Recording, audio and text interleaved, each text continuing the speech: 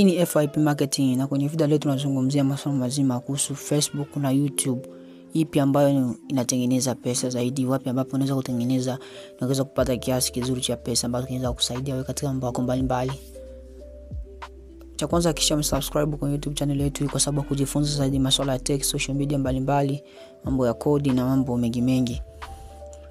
Kwanza tunaposema kuhusu hizi social media, aswa YouTube na Facebook, tunaweza kusema kwamba kwa nchi zetu za huko Afrika, nchi tuseme mtandao ambao ulikuwa namba moja au ambao ulianza kuwalipa watu ni YouTube, na umefanya hivi kwa muda sana mpaka Facebook ulivyoamua na wao kuleta mfumo wa malipo, lakini haijafikia 100% kwamba malipo yamekaaje, labda unaweza kupata pesa ya kivipi.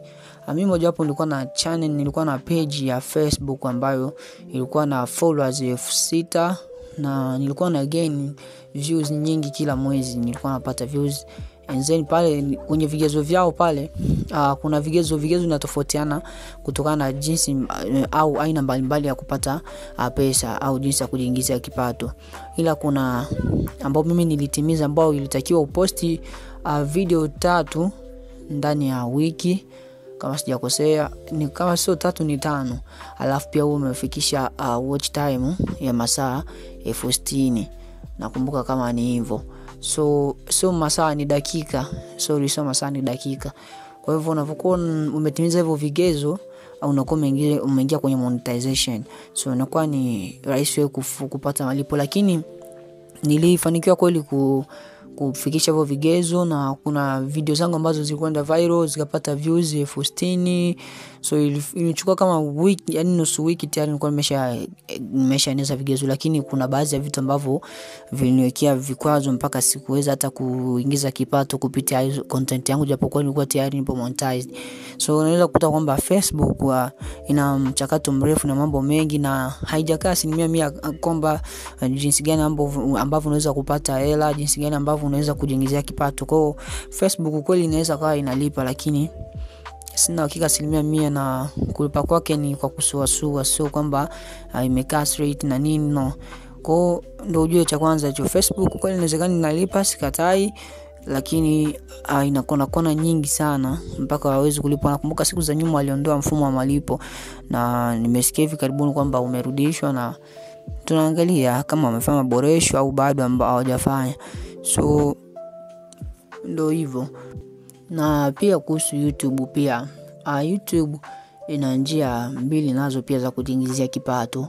Mojawapo ikiwa ni kwa sisi ambao tunatengeneza long video, maana yake hizi video ndefu, na kuna wale ambao wanatengeneza short video. Ndio style mbili ambazo tunaweza kutengenezea kipato kupitia YouTube.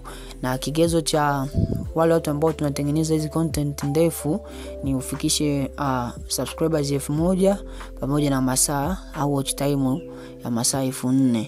Na wale watu wa short video wao umeeneza subscribers 500 pamoja na views 300,000 ndani ya siku 90, na maana miezi 3. Kwa hivyo tunaweza tuseme kwa YouTube kwao vigezo vinaweza kaa, wengine wanasema ni vigumu, lakini ukivitimiza hakuna kuna nyingine ambao watakuzingua, fanya hivi kuna hiki, inakuwa ni moja kwa moja umeanza kujiingizia kipato. Inabidi apply.